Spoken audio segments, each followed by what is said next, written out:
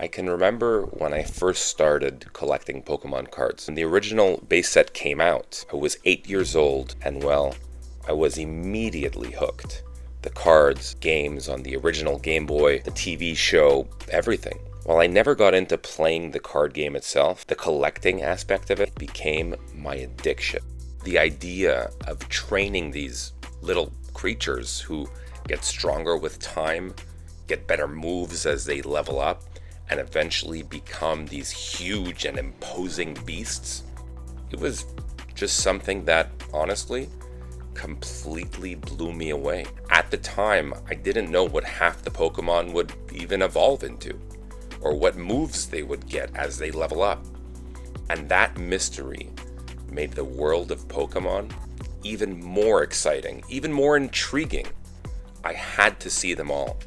I had to catch them all. Trading cards with friends, talking about the secrets in the video games, even trading Pokemon in the game with friends using the link cable. It was just an amazing time for me.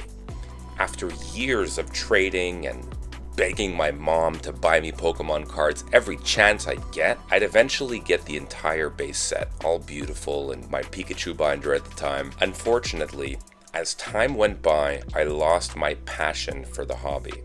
And years later, I would try to sell my collection online, only to be completely scammed.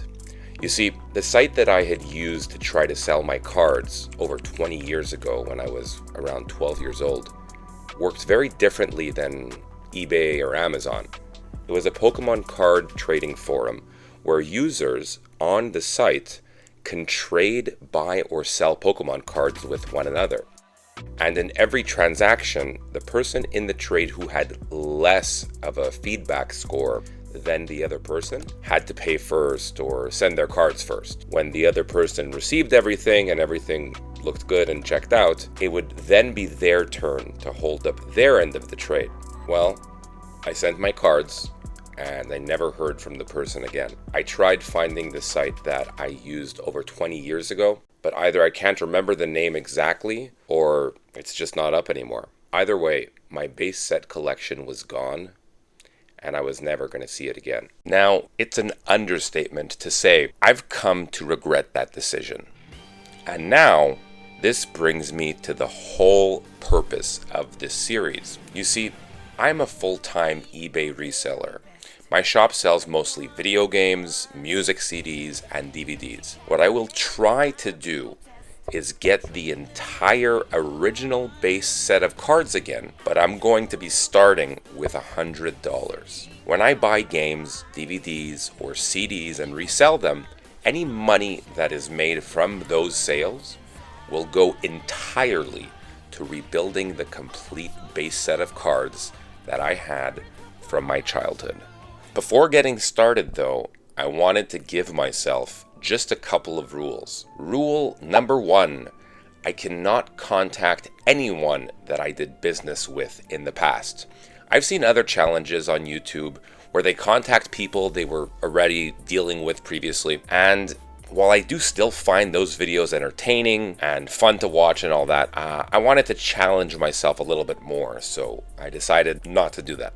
Rule number 2, I can't buy any cards from an online retailer like eBay or TCG Player. I want this challenge to feel like the kind of thing that whenever I do find a card that I need, I found it in the wild. Just like in Pokemon.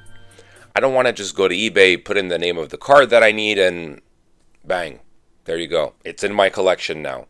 Doesn't really feel as fun, so I won't be doing that. So, now that I have my rules in place for this pretty difficult challenge, I was ready to begin.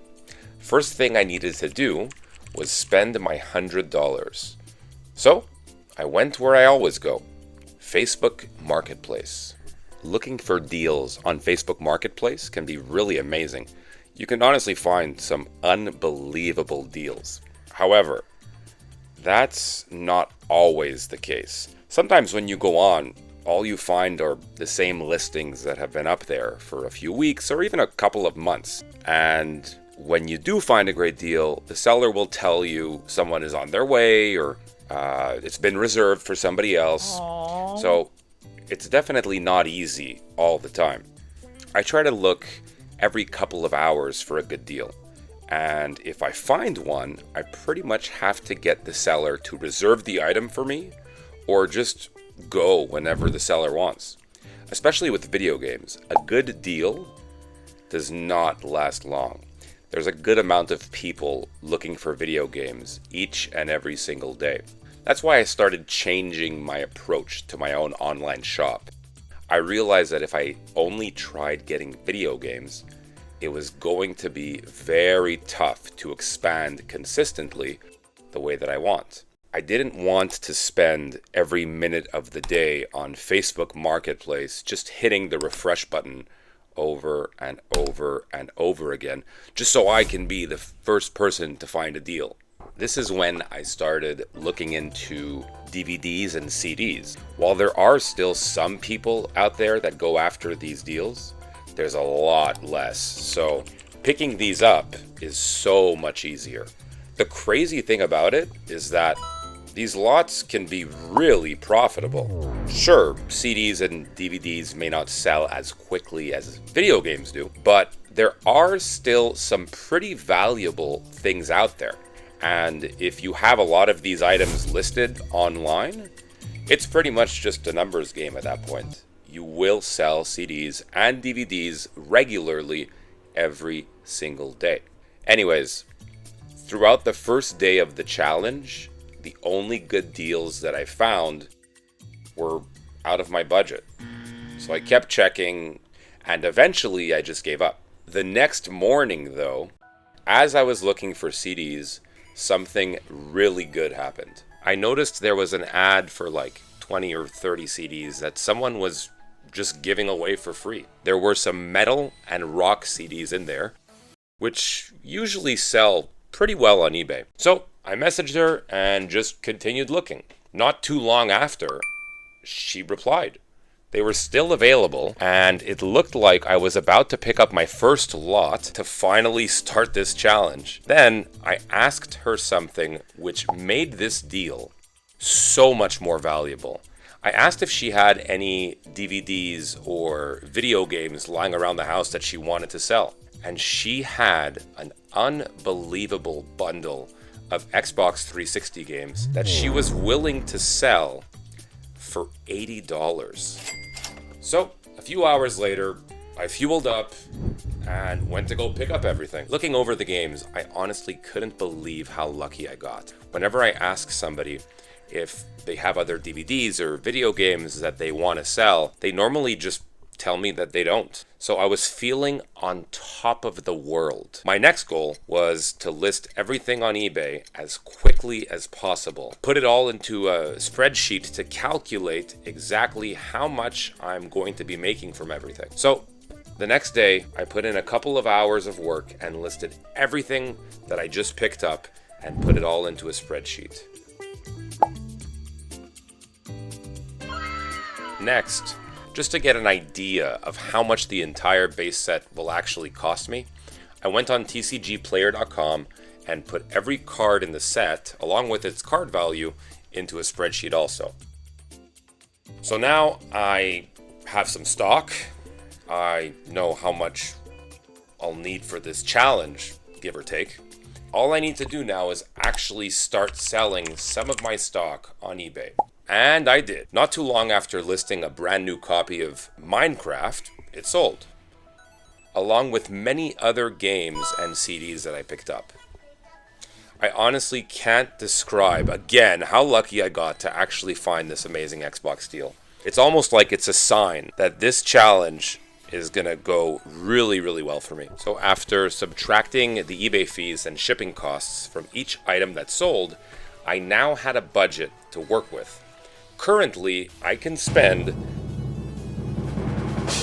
about $165 on rebuilding my collection. Little did I know, finding base set cards on Facebook Marketplace was actually not going to be as easy as it sounds. A lot of the listings that I found were just, I don't know, not the best, let's say. The few times that I did see some base cards, they would either be in these huge lots that were just out of my budget, or they would be French cards, or there would be a few base set cards, but in the same lot there would be tons of cards from other sets that I didn't need, and once again, it would be out of my budget. Well, eventually, my patience finally paid off, and I did find something. 2 weeks later, after buying a card binder along with some sheets, when all hope was lost, just like a Magikarp evolving into a Gyarados, things suddenly got a lot less pathetic. Now, it isn't the greatest lot. As a matter of fact, it's only 3 cards, and 2 of them are trainer cards. But just based on how the last few weeks have been going, I'm grateful that I at least found something. For 30 wonderful Canadian dollars, I found a deal for a Nidoking Holo, Pokemon Trader, and a Pokemon Breeder card.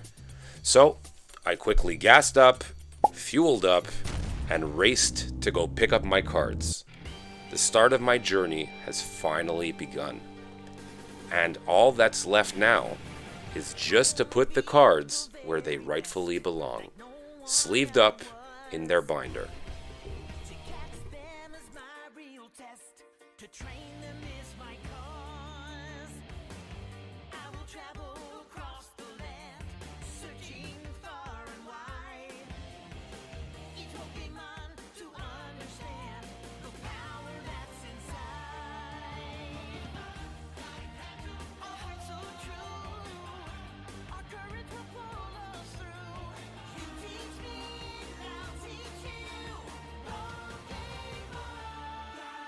Before ending the first episode, I just wanted to take note of how much money I have left for the challenge. So after spending $29.88 on a binder and $11.50 on sheets, and of course $30 on the 3 cards, I now have $94.32 that I'll be taking in for the start of the next episode. So far, although the act of actually finding cards has been more difficult than I thought, this challenge has been a lot of fun, and I'm sure that 8-year-old me would be super excited about this. Thanks so much for watching, guys. If you guys liked the episode, feel free to let me know. I'll see you guys next episode.